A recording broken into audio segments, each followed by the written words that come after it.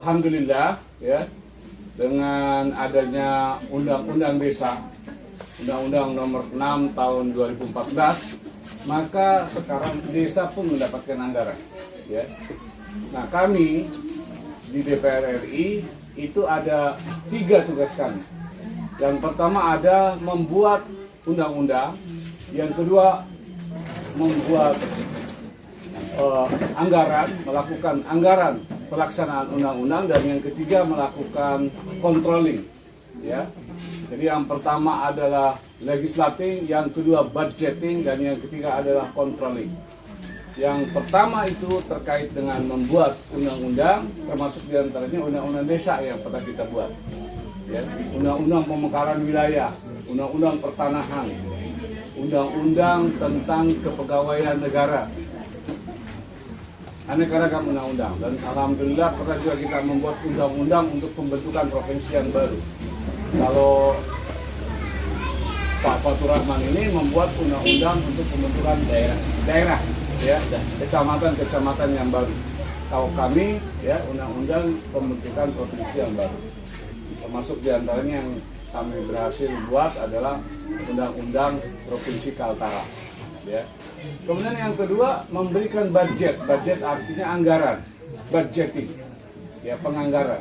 Karena setiap pelaksanaan dari undang-undang itu ada anggarannya. Dan kami ya di Komisi 2 memberikan anggaran ke provinsi-provinsi ya dan ke daerah-daerah.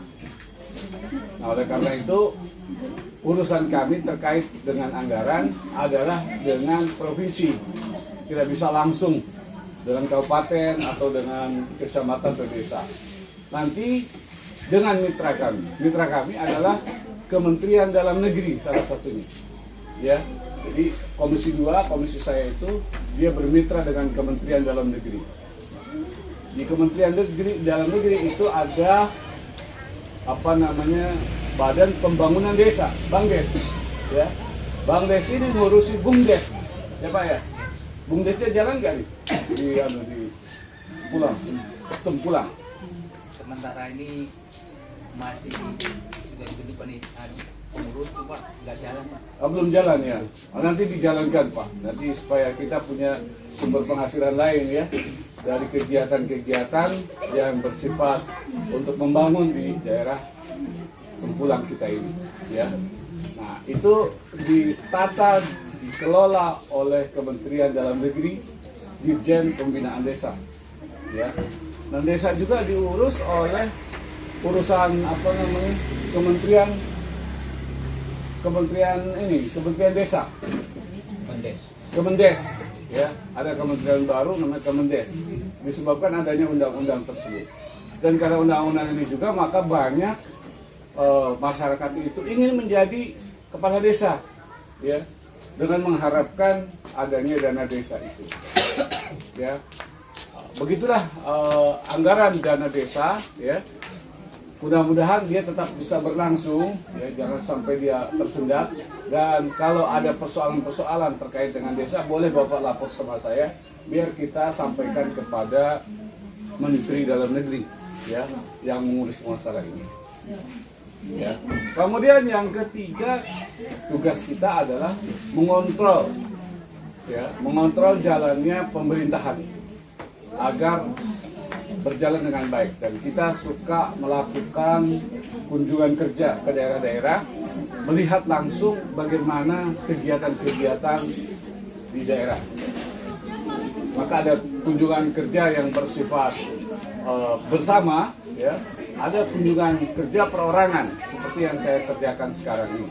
Ya, Kundapil itu termasuk yang perorangan yang secara langsung melihat bagaimana kondisi masyarakat. Nah, begitu Bapak Ibu sekalian kegiatan kami di Komisi 2. Komisi 2 tentu tidak hanya berbicara mengenai masalah Kementerian Dalam Negeri saja. Termasuk di dalamnya adalah Kementerian ATR BPN, Agraria Tata Ruang Badan Pertanahan Nasional. Ya, jadi ada urusannya dengan bagaimana sertifikasi. Ya, sertifikasi ini banyak masalah karena banyak tanah-tanah kita belum tersertifikat. Ketika disertifikat itu susahnya bukan main gitu kan. Nah karena itu harus kita berupaya agar bersama-sama kerjasama supaya dapat dengan mudah melaksanakan itu. Ada pendaftaran tanah ya, sistematik dan langsung PTSL ini disampaikan oleh pertanahan ya ini. Kemudian mitra kami yang lainnya ya, banyak mitra kami sebetulnya sampai 13 mitra kami ya. Yang lainnya adalah BKN ya. Jadi BKN ini terkait dengan ASN atau Badan Kepegawaian Nasional, ASN, aparatur sipil negara atau PNS, dulu namanya PNS. Nah kita membuat undang-undang yang disebut dengan undang-undang ASN ya. Sekarang sedang kita kerjakan ya. Dan ini terkait dengan apakah ada gaji 13 atau tidak misalnya gitu.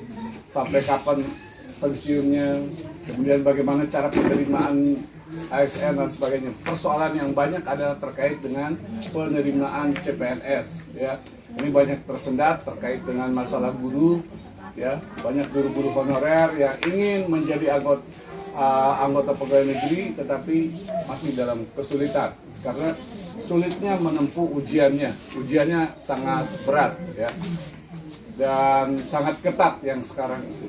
Karena dulu itu suka main tunjuk-tunjuk saja kepala daerah, orang dinaikkan jadi ASN, akibatnya ya sekarang dilakukan pengujian yang berat ya. Kemudian yang sangat penting lagi pada mitra kami adalah KPU dan Bawaslu. Jadi Komisi 2 itu dia kerjasamanya dengan KPU dan Bawaslu. Penyelenggara pemilu, dan pemilu itu terkait dengan pencalekan dan lain sebagainya. Insya Allah pemilu akan berlangsung pada tanggal 14 Februari tahun 2024 ya. Kampanyenya itu akan berlangsung selama kurang lebih 75 hari ya. Dan dana pemilunya sangat besar sampai mencapai 67 triliun ya, itu terbesar di masa sekarang ini ya. Atau mungkin ada pengurangan, nanti kita sedang mengerjakan supaya tidak sebanyak itu ya. Nah kemudian kalau menjadi KPPS ya, nanti akan naik gajinya. Kalau dulu cuma dapat 500.000 per hari, nanti dapat 1.500.000 ya. Nah, jadi jangan malu-malu atau jangan ragu-ragu untuk ikut KPPS ya, untuk jadi bagian dari penyelenggara pemilu. Nah itu Bapak Ibu sekalian yang bisa saya sampaikan. Nah, nanti di samping itu juga ada Bawaslu ya. Bawaslu Badan Pengawas Pemilu. Nah ini kita harus kerjasama dengan Bawaslu supaya tidak terjadi kecurangan. Nah pemilu ini sangat penting untuk memilih pemimpin-pemimpin yang betul-betul berkualitas. Di negara kita ini pemimpinnya banyak yang bermasalah, sehingga ya pemilu ini menjadi hal yang sangat penting. Karena apa? Karena persoalan pertama dalam politik di negara ini adalah terkait dengan pemilu yang banyak persoalan, yaitu adanya money politik dan lain sebagainya. Money politik itu mengakibatkan munculnya anggota-anggota legislatif yang abal-abal, karena mereka jadi anggota legislatif karena membayar orang ya, dan akibatnya mereka korupsi untuk mengembalikan modal yang kemarin dia keluarkan ya. Nah biasanya ada kerjasama dengan konglomerat, dengan oligarki yang bagi-bagi duit kepada masyarakat.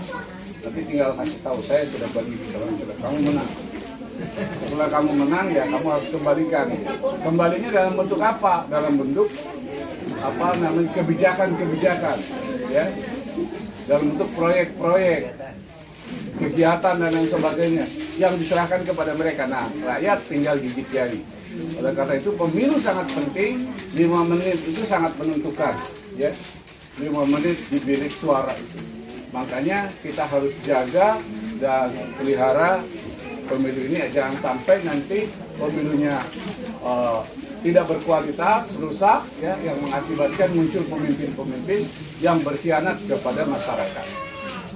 Saya kira ini yang perlu saya sampaikan, ya, terutama dari mitra-mitra pekerjaan saya. Mungkin ada hal yang lain bisa Bapak tanyakan dalam kesempatan ini. Wabillahi taufiq wal hidayah. Assalamualaikum warahmatullahi wabarakatuh.